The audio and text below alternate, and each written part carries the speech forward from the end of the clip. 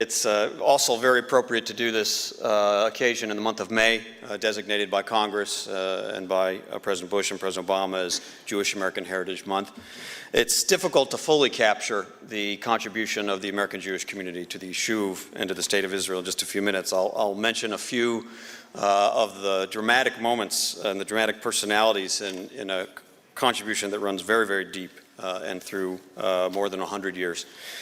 As the guns of August began to ring out in August 1914, and the world went to war, the Jewish community here in Eretz Israel found itself in great distress. It was cut off from its sources of sustenance. It was under threat. And President Woodrow Wilson's ambassador to the Ottoman Empire, a Jewish leader by the name of Henry Morgenthau, sent this urgent cable to the president of the American Jewish Committee, Jacob Schiff in New York, and it read, "Palestinian Jews facing terrible crisis. Belligerent countries stopping their assistance. Serious destruction threatens thriving colonies. $50,000 needed. Conditions certainly justify American help. Will you undertake the matter?" $50,000, a small drop, but for a small community in need of help at that time, it was life-saving. The community sprang into action to raise the necessary funds within days, and within weeks, an American naval cruiser, the USS North Carolina, anchored off of Jaffa Port. And thank you, Richard, for representing that community today. They're supporting virtually all of Israel's independent health, education, welfare, peace and shared society, environmental, human rights, cultural institutions, and are increasingly injecting a uniquely American entrepreneurial spirit into Israel's economy as well. American Jews have proven themselves to be generous and reliable supporters of Israel in ways that go well beyond dollars, well beyond lobbying, well beyond public statements. These are acts of masim tovim, these are gmilut chasadim, these are stories of individual bravery, of political courage, of generosity, and of a community's commitment to protect and defend its own. American Jewry has also made significant contributions to the norms and values that bind our two countries. In the United States, the American Jewish community has been at the forefront of the struggle for civil rights, for religious pluralism, for the rule of law, for social justice in all of its forms, and so many other causes. And those struggles are often pursued by our leading religious streams, Reform, Conservative, and Orthodox, which are all strongly represented in Israel and deeply rooted, and those struggles really define the very best of the common values shared by Israel and the United States. Last, but certainly not least, American Jewry has made a vital contribution to nurturing and sustaining the extraordinary alliance between the United States and Israel, which just grows stronger with each passing year. Our alliance is premised on common values, and those values compel us to say that our commitment to Israel's security is unwavering. President Obama, with his own deep ties to the American Jewish community, has articulated this commitment well.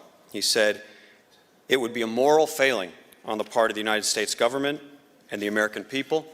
It would be a moral failing on my part if we did not stand up firmly, steadfastly, not just on behalf of Israel's right to exist, but its right to thrive and prosper." In addition to serving as America's ambassador to Israel, which is the greatest honor and privilege I've ever had, I'm also a Jewish American. My family is part of this intricately woven fabric of over a century of contributions to Zionism in Israel. It's a source of enormous pride. It is extremely moving to me on a personal level, as well as the pride I feel in our community and professionally. I want to close by saying that we have a lot to look forward to in the next century and beyond. I'm confident that this extraordinary bond between a state and its people, a bond that's been instrumental in breaking with 2 millennia of statelessness and in forging a new future for the Jewish people, will continue to enrich my country and yours for generations to come.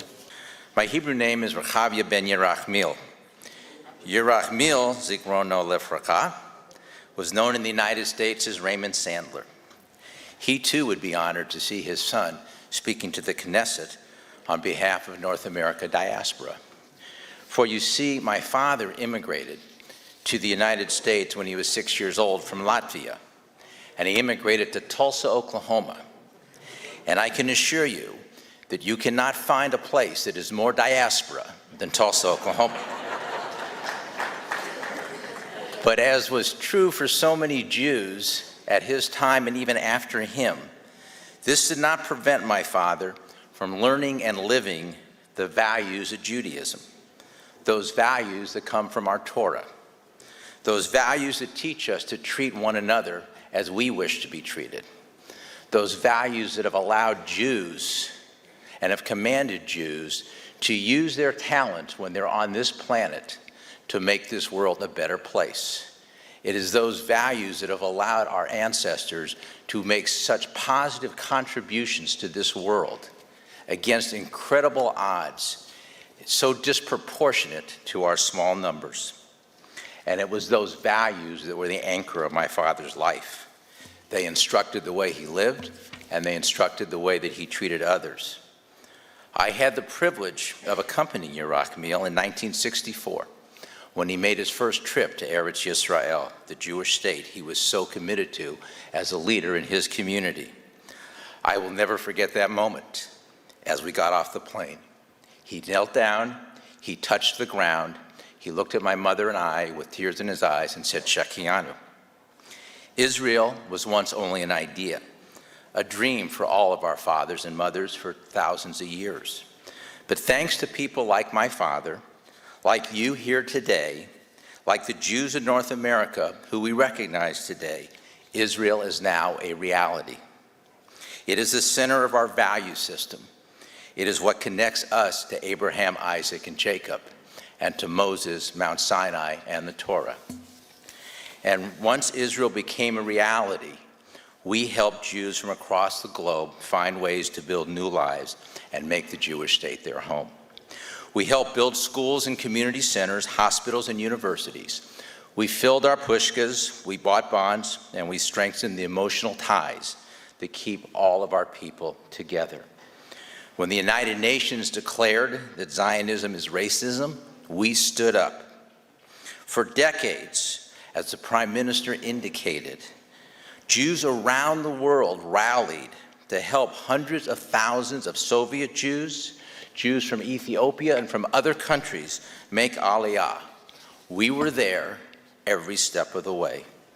From pre-state days and continuing until this very day, the Jews of North America and the United States provide financial, political, and emotional support, and you give us so much back in return, for which we are grateful. Each year, federations ensure that thousands of young North American Jews come to Israel on birthright and other trips to connect them to their Jewish homeland. It was you, Prime Minister Netanyahu, at the beginning of Birthright, who stood up to support a program that many thought would never work. And thanks to you and many others, hundreds of thousands of American Jews now understand who they are.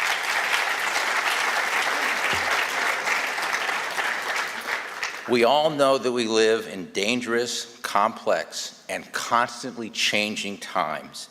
But one thing never changes, and that is the Torah, what it gives us and what it commands of us. The Torah connects all Jews in the world, no matter where we live, no matter what language we speak, and no matter what synagogue we choose to belong to or not to belong to. My father did not choose to be Jewish. It was a circumstance that he was born into, like his father before him. But children in the United States today, they are choosing whether to marry Jewish, whether to raise their children Jewish, or whether in fact to be Jewish. Because there is a state of Israel, and because the children in the United States today have never known otherwise, and because they live in a free and democratic society, they feel secure in making that choice. They're asking questions that I'm sure the children in Israel are asking. Who am I? What am I living for? Where do I belong? What is life's purpose? They're looking for a sense of what is sacred. What are the core values upon which they can build their lives? What are the ideals that inform their lives with true purpose? The answers to these questions are found in our Torah. They are found in our tradition and in our values. At the Jewish Federations, it's our job to listen to our children and to connect them to their Jewish values to help them answer those questions. And it's all of our jobs to listen to one another, to focus on that which we share.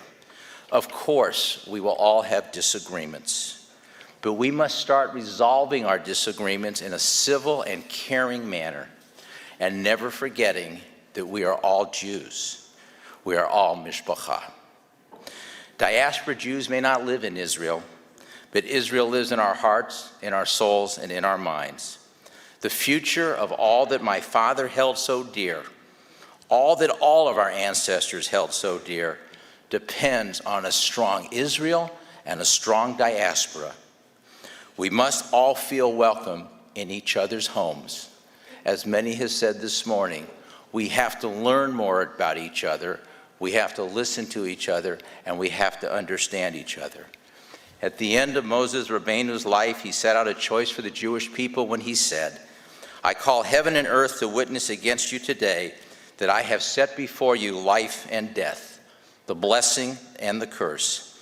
Therefore choose life so you and your children may live.